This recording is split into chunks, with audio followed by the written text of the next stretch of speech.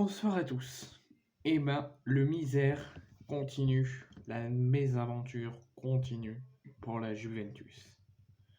La Juventus qui s'était qualifiée après avoir perdu des points, se dirigeait vers la 3e place pour jouer les tours préliminaires de Ligue des Champions. Ils avaient démarré une bonne série de victoires à quelques journées de la fin. La Serie A italienne ou la justice italienne, je crois, leur avait fait perdre au moins 9 ou 10 points de retard. Donc ça les a fait descendre à la 7e ou 8e place. Et ils ont fini la saison par pas perdre, par gagner.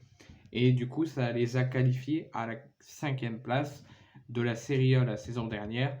Et du coup, qualification pour l'UEFA Conference League cette saison. Mais ça ne sera pas le cas parce que l'UEFA a réuni une réunion aujourd'hui pour statuer sur le cas de la Juventus qui était menacée et accusée de violations réglementaires. Ils étaient sous le risque de ne pas disputer la Conference League la saison prochaine, auquel ils étaient qualifiés, voire même aucune Coupe d'Europe, malgré la 5e place. Ça sera le cas. Comme attendu, la Juventus ne disputera pas la Conference League la saison prochaine en raison de violations réglementaires. C'est ce qu'a annoncé après la réunion d'aujourd'hui l'UEFA pour sanctionner la Juventus. Mais il n'y a pas que cette sanction-là. Ils ont été déclarés donc coupables de violations réglementaires. Comme je viens de vous le dire, ils sont sanctionnés d'être exclus de la Ligue Europa Conférence, donc ils ne disputeront aucune Coupe d'Europe. Mais il n'y a pas que ça, ils sont aussi sanctionnés d'une très grosse amende très salée de 20 millions d'euros, dont 10 millions d'euros avec sursis si ça se reproduit à partir de la saison prochaine. Si la saison prochaine, ils sont encore menacés de violations réglementaires et qu'ils sont déclarés coupables, il y aura de nouveau 10 millions d'euros à donner.